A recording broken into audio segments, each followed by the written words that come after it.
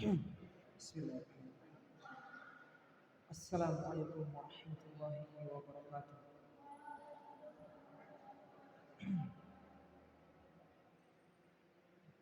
Yang lainnya mendekat, mendekat. Ikhwan mendekat.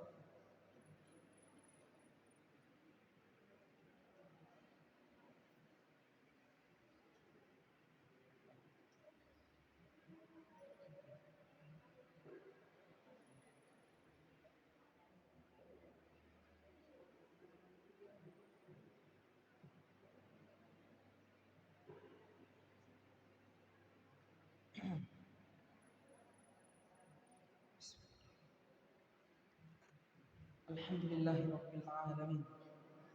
Wal 'aqibatu lil muttaqin wala 'udwana illa 'alal zalimin. Wassalatu wassalamu ala asyrafil anbiya'i wal mursalin nabiyyina wa sayyidina Muhammadin wa ala alihi wa ashabihi wa man tabi'ahum bi ihsanin ila yaumiddin. Subhanaka la ilma lana illa ma 'allamtana innaka antal alimul hakim. Allahumma 'allimna ma yanfa'una wanfa'na bima 'allamtana wazidna 'ilman ya rabbal alamin. Baik ya ikhwan, sebelum kita mulai berharap santri ini diam ya. Ya, kalau di majelis tidak boleh ngomong sendiri.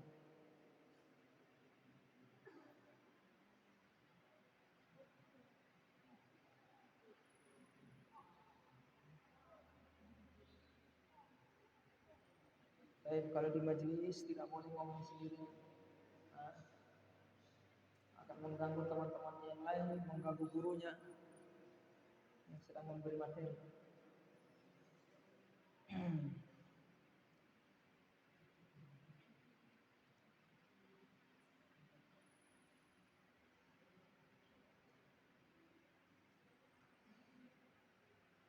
Baik, malam ini kita dipertemukan oleh Allah Subhanahu wa taala. Alhamdulillah.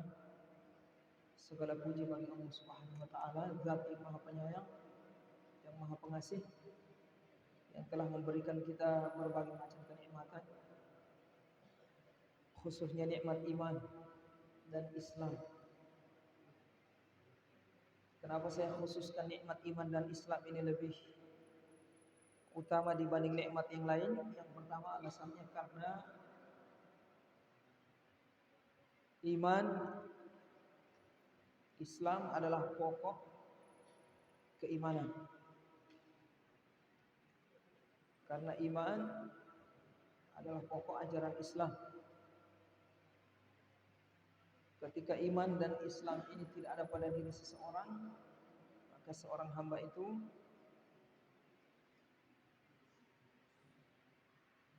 akan menjadi seperti hewan, sebagaimana Allah Subhanahu wa taala berfirman, ulaika kal an'am. Mereka itu, orang-orang kafir itu sama seperti hewan ternak. Balhum adall. Bahkan mereka lebih rendah, lebih hina dari hewan ternak. Mengapa orang kafir itu dikatakan oleh Allah Subhanahu wa taala lebih hina dari hewan ternak atau seperti hewan ternak? Alasannya karena mereka tidak memiliki iman. Mereka tidak memeluk ajaran Islam. Sehingganya Allah Subhanahu wa taala menyerupakan mereka dengan hewan ternak. Alhamdulillah kita terbebas dari julukan tersebut. Dan juga iman ini alasan yang kedua kenapa kita katakan nikmat yang paling besar, nikmat yang paling utama atau pokok dari nikmat yang ada. Nikmat yang lain itu tidak berlaku, tidak dihitung oleh Allah kalau tidak dibangun di atas keimanan. Alasan yang kedua karena dengan iman Islam seseorang itu terbebas dari kekekalan api neraka. Ini alasan yang kedua.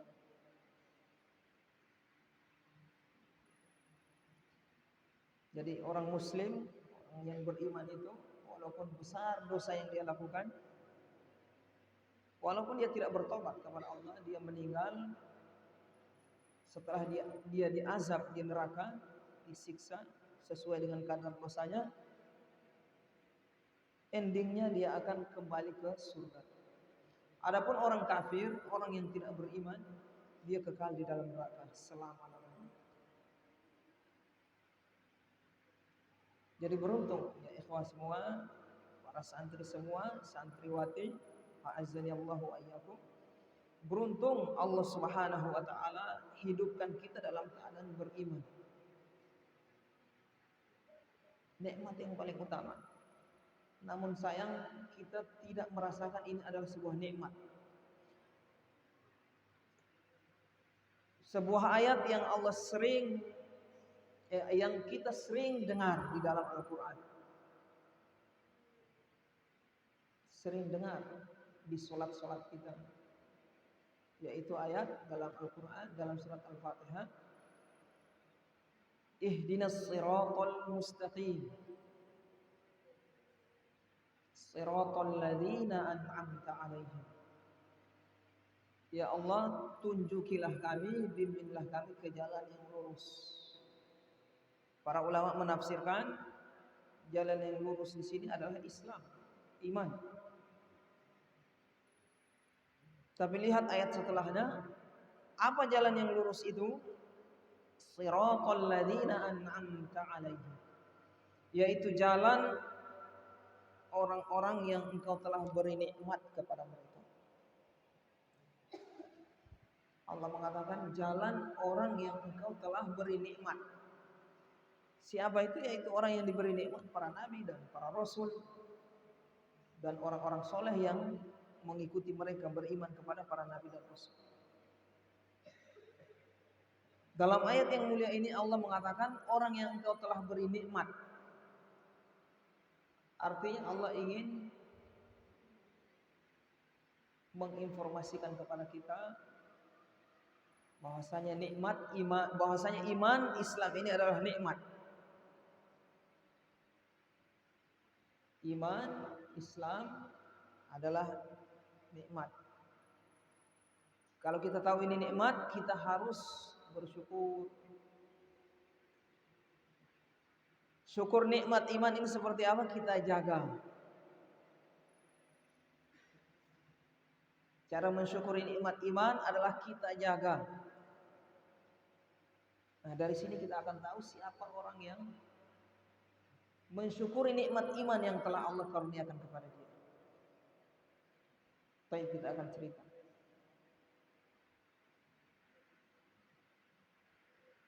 Nah, bagaimana mensyukuri nikmat iman itu?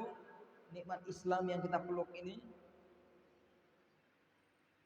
Mensyukurinya ada dua macam. Yang pertama, menjaganya agar tidak sampai lepas. Menjaganya agar tidak sampai lepas.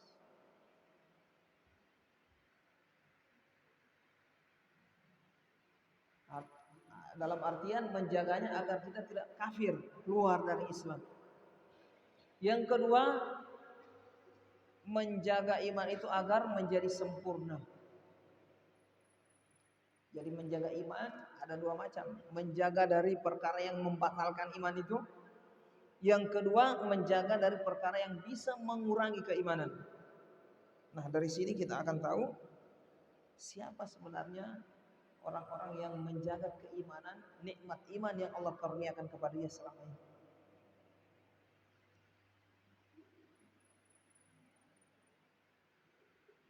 Jadi orang yang berusaha belajar agar keimanan yang dia peluk, yang dia pegang bisa bertahan, atau dalam artian dia tidak menjadi kafir, berarti orang ini akan mempelajari perkara yang bisa mengeluarkan dia dari Islam. Artinya dia akan belajar apa sih perkara yang bisa mengeluarkan dia dari Islam. atau membatalkan keimanan dia.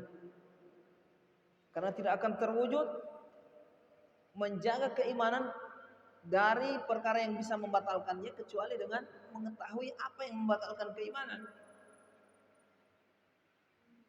Nah, jadi orang dikatakan bersyukur atas nikmat iman yang dia peluk, nikmat iman yang dia peluk, Islam yang dia peluk, berarti dia harus belajar. Apa yang dia pelajari? Yang dia pelajari adalah jangan sampai imannya ini apa? Tercabut, atau jangan sampai imannya batal. Apa dengan cara apa? Dia mempelajari apa perkara yang membatalkan keimanan supaya dia jauhi, dia hindari. Karena orang ketika tidak tahu perkara yang membatalkan keimanan, khawatir dia akan terjerumus, jatuh di situ.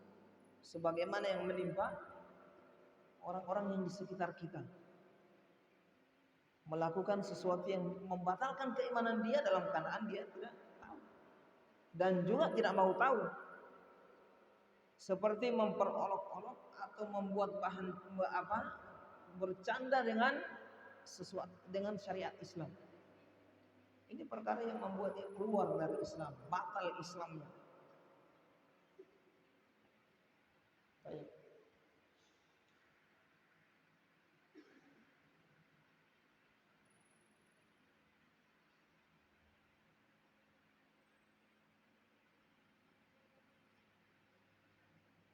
Membuat apa? Keluar dari Islam. Misalnya dia buat bahan cadangan sholat, misalnya dia sholat kemudian dia buat gaya-gaya supaya orang lain tertawa dengan tata cara sholatnya. Ini keluar dari Islam, membatalkan keislaman seseorang. Istihza namanya. Disebutkan oleh Syekh Muhammad bin Abdul Wahab di dalam kitab beliau Nawaqidul Islam, pembatal keislaman.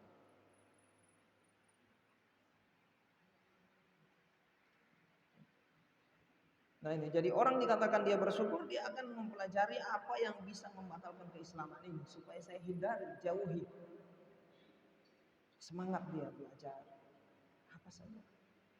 Nah ini berarti orang yang bersyukur. Karena kaidah kita tidaklah dikatakan bersyukur seseorang itu sampai dia menjaga nikmat tersebut, jangan sampai lepas, hilang dari dia. Bagaimana menjaga nikmat iman? Yaitu menjauhi perkara yang bisa membatalkan keimanan. Ini yang paling tinggi, yaitu menjaga dari membatalkan keimanan. Jadi banyak perkara yang bisa membatalkan keimanan. Cuma yang paling banyak terjadi disebutkan oleh para ulama ada 10.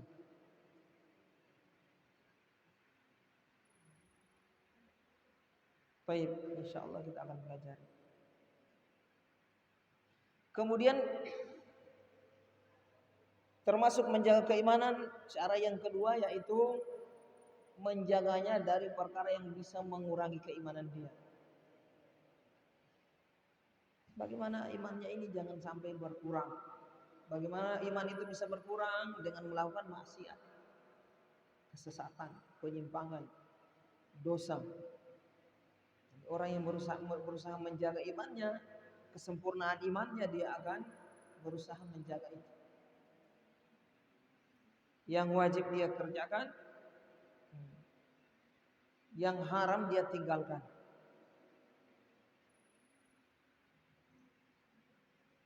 Baik. Malam ini kita akan mempelajari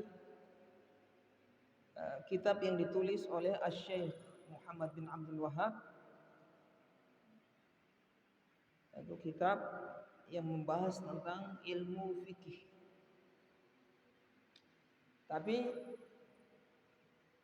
khusus pada pembahasan sholat. Beliau beri nama kitab ini dengan Syurutus Shalah. Insyaallah ini termasuk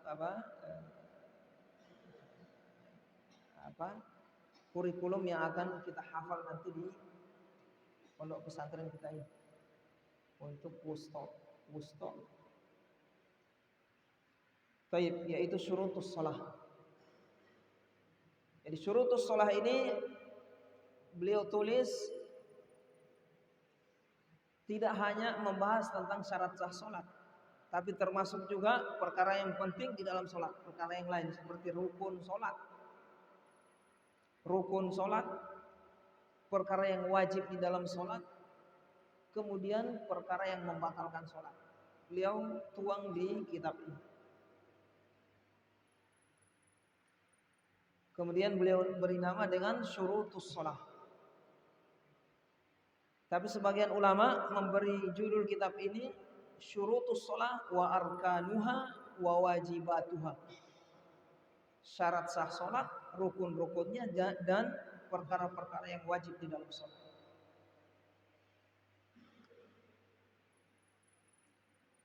Nah, ini betapa pentingnya pelajaran ini sehingga Syekh Muhammad bin Abdul Wahhab andil menulis walaupun dengan tulisan yang ringkas tentang syarat sah salat. Jadi di dalam salat itu ya ikhwah, kalau ada yang bertanya, tidak semua wajib kita pelajari di dalam salat. Nah, jadi jangan sampai salah jalan kita mempelajari sesuatu. Yang harusnya didahulukan kita akhirkan. Yang harusnya akhirkan didahulukan. Jadi cara yang benar mempelajari ilmu yaitu pelajari dulu bagian yang paling penting. Nah, kalau tentang sholat ini, apa yang harus dipelajari duluan? Itu ada 4. Yang pertama syarat sah sholat. Syarat sah sholat. Kemudian yang kedua rukun sholat. Karena ini kalau antum tidak kerjakan tidak sah sholat antum. Harus tahu dia. Syarat sah sholat, kemudian rukun sholat, kemudian perkara yang wajib di dalam sholat, kemudian perkara yang membatalkan sholat. Berarti ini yang harus ditinggalkan di dalam sholat supaya sholatnya jadi sah. 4. Ada yang kelima, yaitu sifatus sholat, tata cara sholat. Tata cara sholat. Ada 5 yang wajib kita pelajari dalam sholat. Adapun selebihnya itu tidak wajib. Perkara yang sunnah tidak wajib kita pelajari dalam sholat.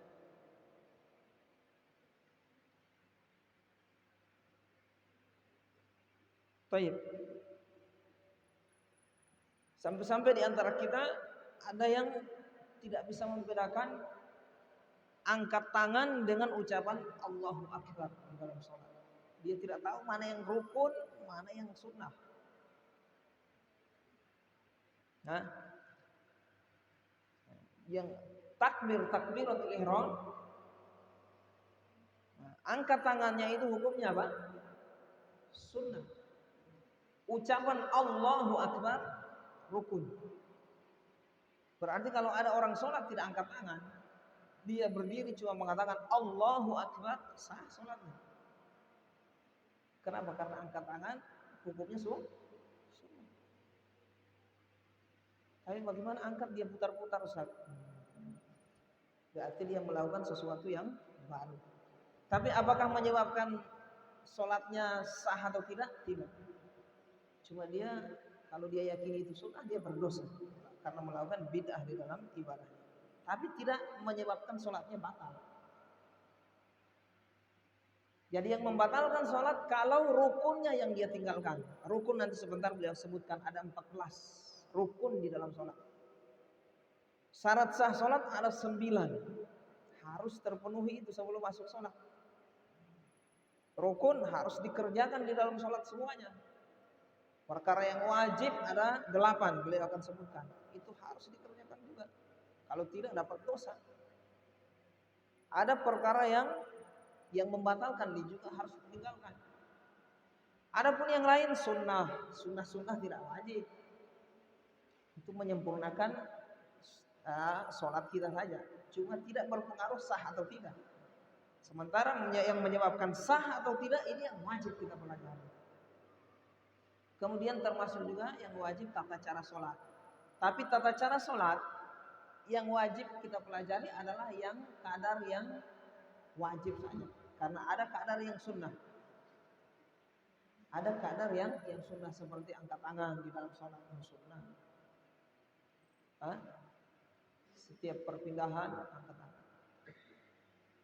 Kemudian takbiratul ihram setelahnya hukumnya wajib. Tapi takbiratul ihram yang pertama itu hukumnya rukun.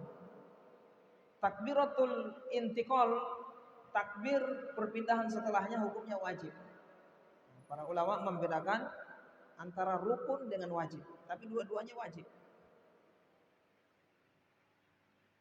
Mungkin ada di antara kita, apa maksud pembedaan rukun dengan perkara yang wajib? Padahal dua-duanya wajib, rukun juga wajib. Bedanya kalau rukun ditekankan. Kalau dilakukan sengaja tidak sengaja tidak sah. Mau paham hukum, mau tidak paham hukum tidak sah. Tapi yang wajib ada uzur. Kalau dia tidak paham hukum, uzur tetap sah. Taib.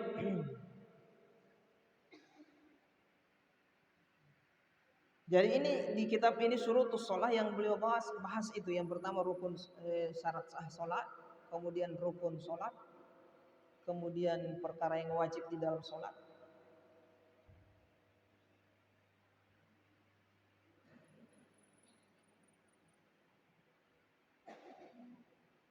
Taib. Mungkin ada lagi di antara kita yang bertanya, apa perbedaan rukun dengan syarat sah salat, Ustaz?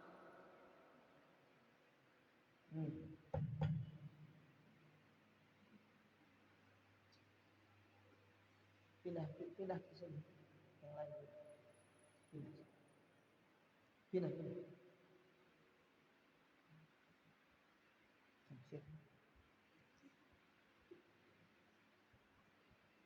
Ya. Mana kitabnya? Tidak bawa buku. Nah, lain kali ya ikhwan, bawa kitab majelis. Walaupun tidak menulis. Tidak, maksudnya bawa kitab yang nulis di situ. Kata pepatah Arab mengatakan, talibu ilmin bila kitabin kal mar'ati bila hijabin. Penuntut ilmu itu tanpa kitab sama seperti wanita tanpa hijab. Nah, jadi harus punya kitab ya. Buku minimal tulis. Jadi pertemuan berikutnya bawa buku tulis.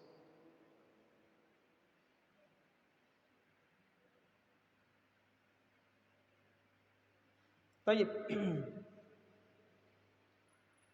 Kita masuk perbedaan rukun dengan syarat sah. Apa perbedaan rukun, Ustaz, dengan syarat sah? Syarat sah itu di luar sholat. Rukun ya di dalam sholat, gerakan sholat. Di dalam sholat. Jadi syarat sah sebelum memasuki sholat dia harus sudah terpenuhi. Jadi syarat sah itu bukan tata cara sholat.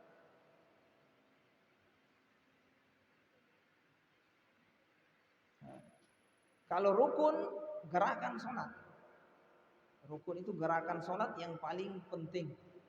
Seperti berdiri, rukuk, sujud, bangkit dari rukuk, bangkit dari sujud, dan seterusnya. Kalau syarat sah seperti bersuci, wudu, mandi bagi yang junub. Kemudian apa lagi? Muslim. Dan seterusnya nanti beliau akan sebutkan. Kata beliau rahimahullahu taala, nanti ini dihafal ya. Syurutus shalah ini kurikulum hafalan untuk di Ponpes Ibnu Abbas. Untuk wusta harus dihafal. Harus dihafal. Kata beliau syurutus sholati tis'atun. Kata beliau rahimahullahu taala, bismillahirrahmanirrahim. Syurutus sholati tis'atun. Syarat sholat itu ada 9. Ingat, syarat sholat berarti dia di luar sholat, yang harus terpenuhi sebelum sholat, masuk sholat. Kalau tidak terpenuhi ini yang 9, tidak sah sholatnya. Dia sholat dia sampai hari kiamat model seperti itu tidak sah, tidak diterima oleh Allah Subhanahu Wa Taala. Apa itu syaratnya? Ada 9 kata beliau. Apa saja? Yang pertama al-Islam. Islam.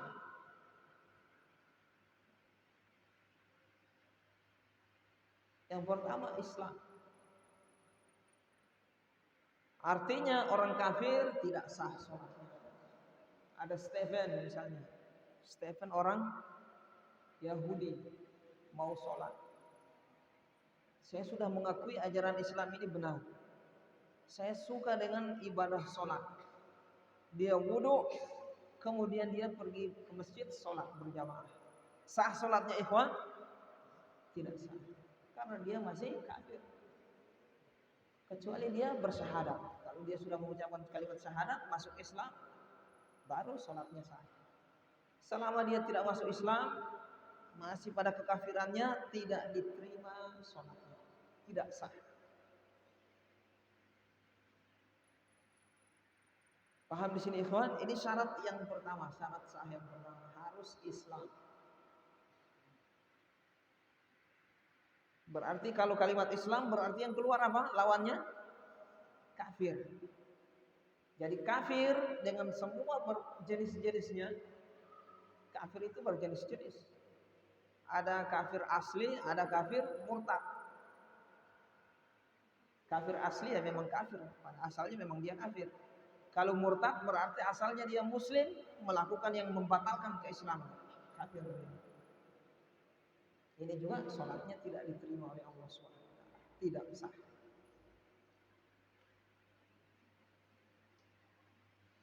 Kemudian syarat yang berikutnya wal aqlu, berakal.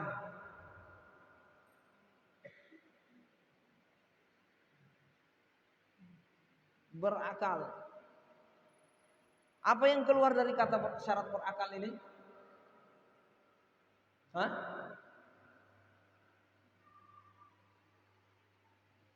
Apa ya ikhwan? Ghairul aql. Ya kan? Ghairul akil atau ghairul akil, orang yang tidak berakal. Berarti yang keluar yang tidak berakal.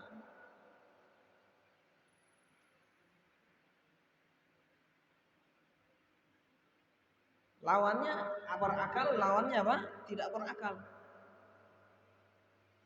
Ustaz, kenapa kita tidak katakan tidak berakal ini orang gila saja Ustaz? Ustaz katakan tadi kan akal, berarti lawannya gila. Kita katakan belum. Lawan dari akal belum tentu gila. Ada lawan yang lain. Yaitu apa? Anak kecil. Anak kecil kan tidak berakal. Umur 2 tahun, 1 tahun, 3 tahun. Makanya ungkapan berakal lawannya tidak berakal. Tidak berakal lebih luas daripada kita katakan orang gila. Orang gila cuma salah satu dari orang yang tidak berakal. Jadi keluar dari kata berakal, tidak berakal. Nah, tidak berakal ini orang gila. Kemudian anak kecil yang belum balik, betul? Yang belum mumayyiz. Nanti beliau akan sebutkan tamyiz, syarat tamyiz. Baik. Jadi orang gila ya ikhwan, baik gilanya gila banget, gila sedang. Gila sedang ya apa? Ada juga gilanya apa? Datang-datang. Pas kalau datang gilanya berarti sholat dalam keadaan gila tidak sah. Ada juga orang yang tidak gila terus. Ada waktu-waktu tertentu, ada masanya. Sehari ini misalnya dia gila, besok dia waras. Hah? Sebulan lagi kemudian dia jadi gila lagi. Bisa jadi. Ya. Ada juga yang gila terus menerus.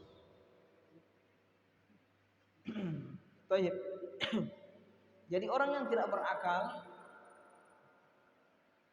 orang yang tidak berakal tidak sah sholatnya. Paham di sini, ikhwan? Paham? Fauzan, paham Fauzan? Tidak sah sholatnya.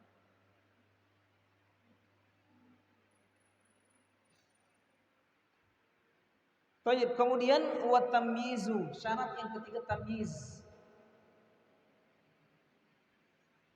Tamyiz, apa itu tamyiz? Tamyiz anak yang sudah berumur 7 tahun ke atas. Tamyiz anak yang sudah berumur 7 tahun pas sempurna. Kalau belum sempurna 7 tahun di bawah tamyiz namanya. Tidak tamyiz. Tamyiz 7 tahun sempurna ke atas. Sampai kapan? Sampai sebelum balik. Itu namanya tamyiz. Mumayyiz. Umur mumayyiz. Jadi dipersyaratkan orang yang sholat belum tamyiz, anak yang belum tamyiz sholat tidak sah sholatnya. Jadi anak yang belum mencapai 7 tahun sholatnya tidak sah. Tidak ada guna untuk pakai sholat. Paham ini ikhwan? Jadi yang sah sholatnya 7 tahun ke atas. Ini syarat sah. Paham di sini ikhwan? Paham ya?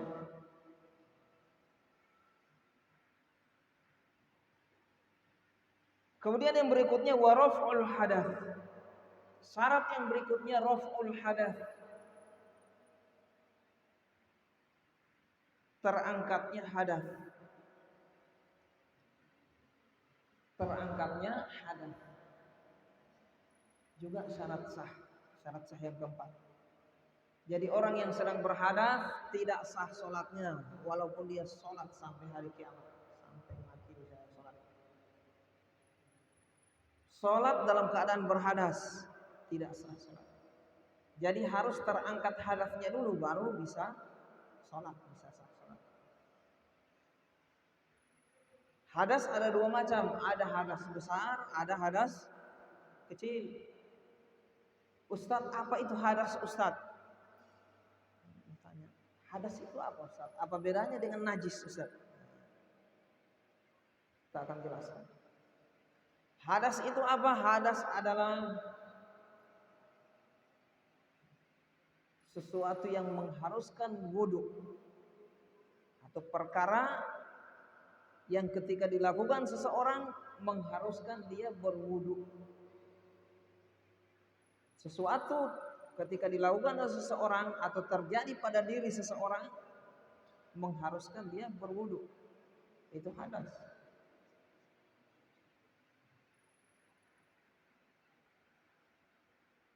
Paham di sini? Jadi hadas itu apa ya, perbuatan, suatu sifat yang ada pada diri seseorang kalau dia lakukan atau terjadi pada dirinya maka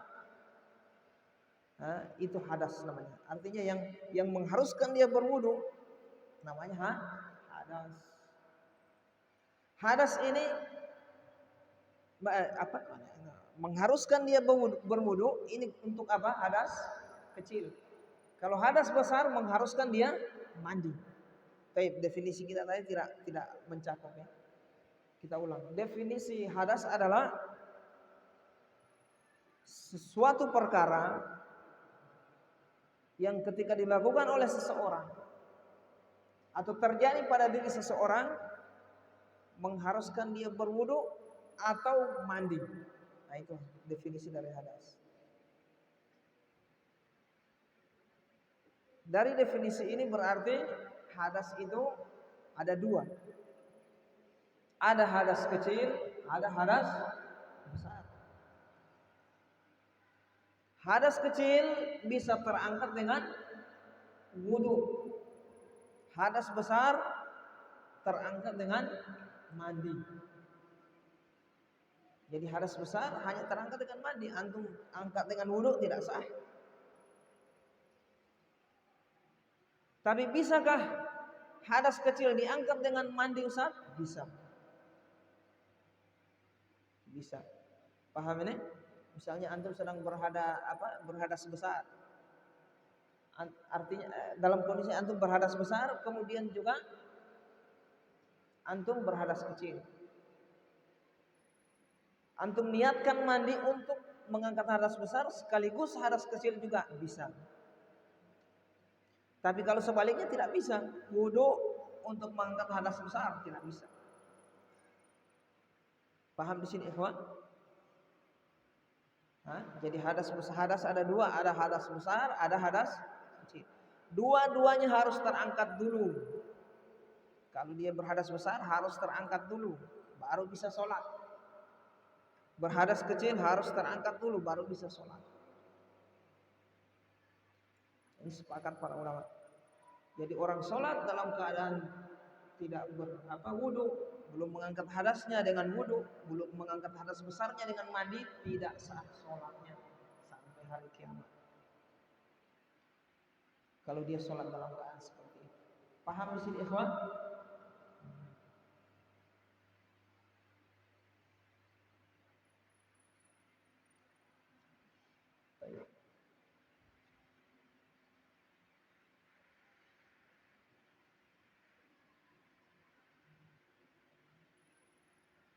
Bagaimana Ustaz kalau sementara sholat Ustaz, pas jadi imam Ustaz, di pertengahan sholat rakaat yang terakhir teringat kalau saya belum berwudu Ustaz, apa yang dilakukan? Saya jadi imam Ustaz, makmum banyak sekali Ustaz. Nanti di rakaat terakhir, aduh, belum wudu saya ternyata. Apa yang dia lakukan ikhwan? Ya, sholatnya batal. Yang dia lakukan adalah keluar dari sholat. Terus dia informasikan ke makmum, semuanya maaf. Ternyata saya belum berwudu tadi, masih berhadas. Sholat ulang hari ini. Baik. Kemudian wa izalatun najasah. Sudah masuk azan ini, ikhwan? Azan juga. Muazzin. Fauzan. Belum. Berapa menit lagi? Baik. Kemudian wa izalatun najasati. Syarat sah salat yang berikutnya, yang keberapa ini? Yang ke-10. Lain kali bawa buku nulis. Nah, azan dulu. Fauzan, Fauzan.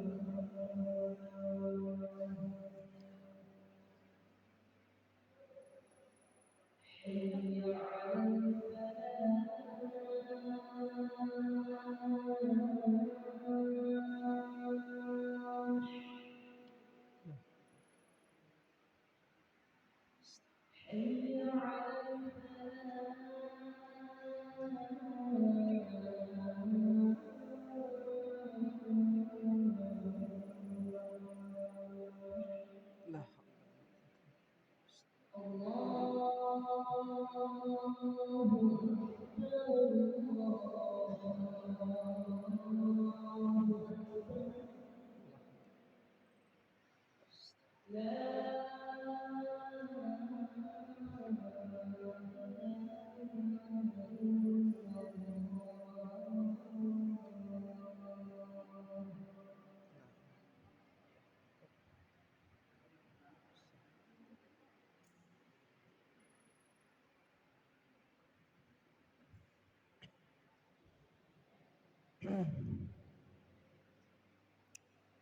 ya ikhwan, kita lanjutkan.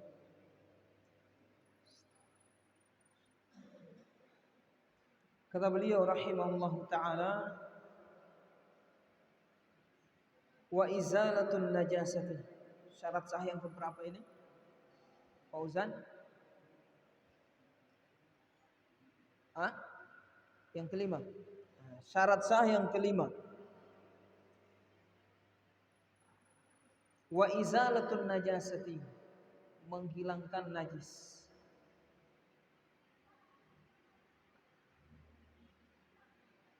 Menghilangkan najis.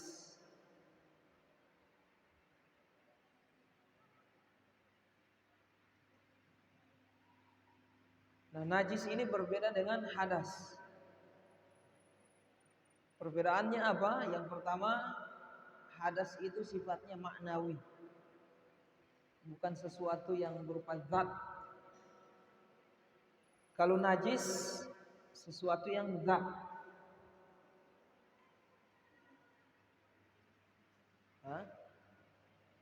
Zat seperti tai, bangkai.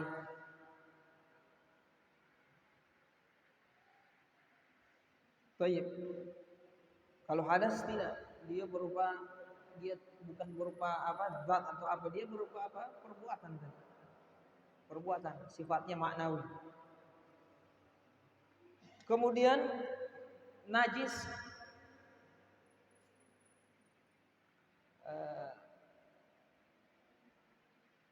apa yang harus kita hindari dari najis ini agar sholat kita ini menjadi sah? Ada 3 perkara. Yang pertama, badan kita, tubuh kita, dari ujung kaki sampai ujung rambut harus bersih dari najis. Kemudian yang kedua, pakaian. Pakaian harus bersih dari najis. Kemudian tempat sholat juga harus bersih dari najis. Jadi yang diwajibkan untuk kita bersihkan agar sholat kita sah, atau yang dipersyaratkan untuk membersihkan najis di dalam sholat ini, dari sholat ini adalah badan, pakaian, dan tempat. Paham di sini ikhwan?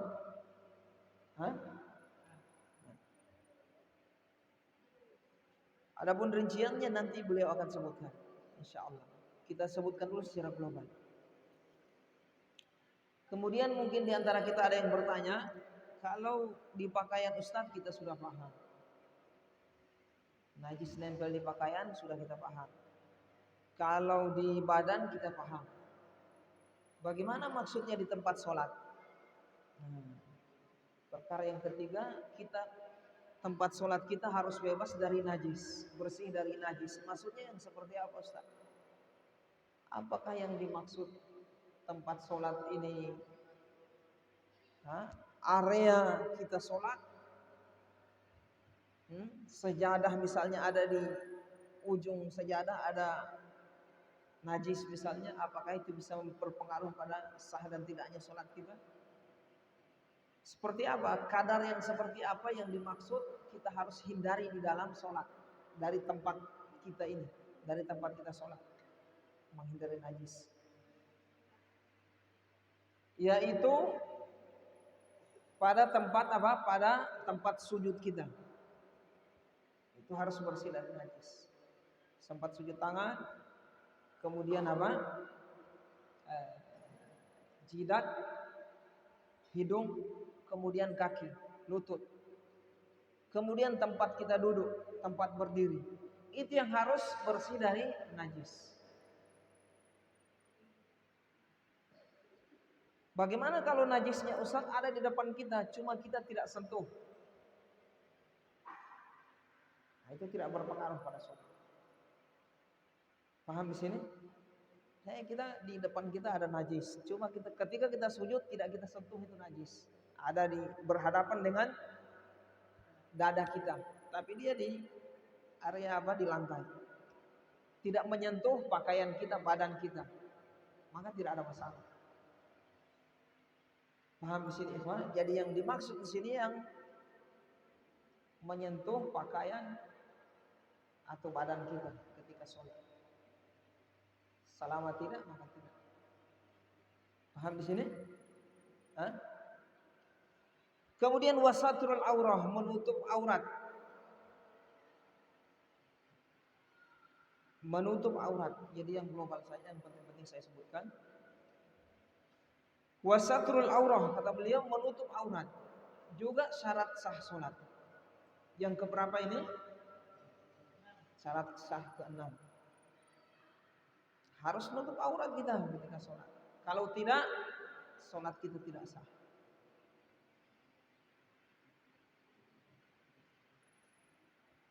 Apa yang harus kita tutup di dalam sholat? Nah, ini berbeda. Laki-laki perempuan beda. Kalau perempuan juga beda-beda sesuai umur. Laki-laki juga beda sesuai umur. Kalau perempuan, kalau sudah balik, semua tubuhnya dari ujung kaki, ujung rambut sampai ujung kaki, kecuali wajah. Ini wanita yang sudah balik ini. Sebentar kita akan jelaskan yang belum balik. Jadi wanita yang sudah balik, perempuan yang sudah balik, kadar menutup auratnya di dalam sholat semua kecuali wajah. Kecuali wajah. Jadi kalau dia sholat terlihat tangannya, jarinya, tidak sah sholat. Atau terlihat jari kakinya, tidak sah sholat. Rambutnya juga tidak sah sholat. Paham di sini? Wajahnya, nah ini yang dikecualikan. Ini bagi wanita yang sudah balik. Adapun yang belum balik, nah, perempuan yang belum balik, yang tamyiz, usia tamyiz dari 7 tahun ke atas,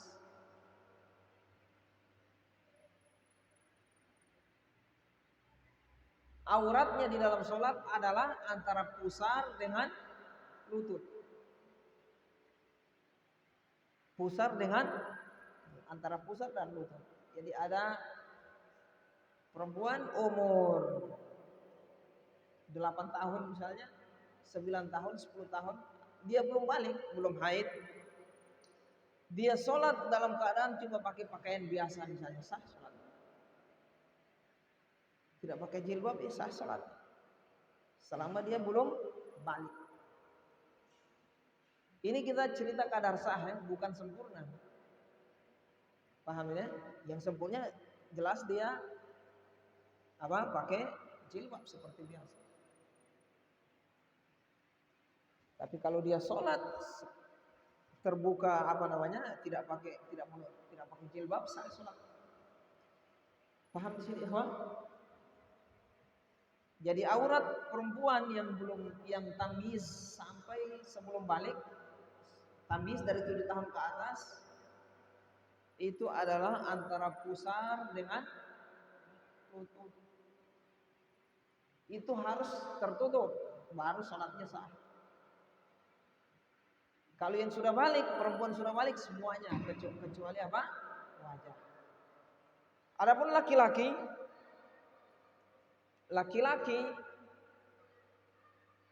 yang sudah balik pusar dengan lutut. Pusarnya lututnya tidak masuk, maksudnya antara kedua itu. Pusar lutut maksudnya di antara itu. Kalau itu sudah tertutup, sah sholatnya. Kita cerita kadar yang sahih.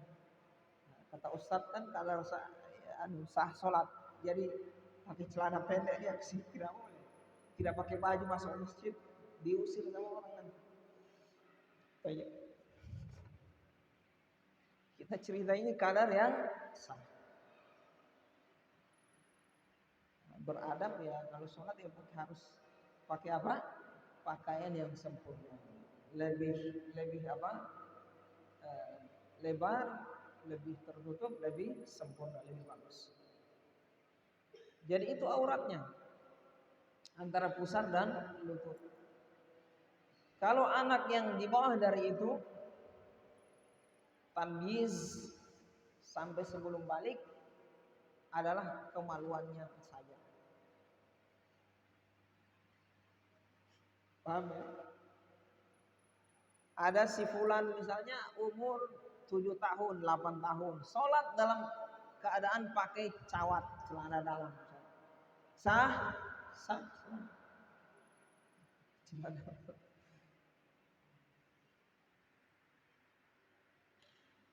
Paham di sini, ikhwan?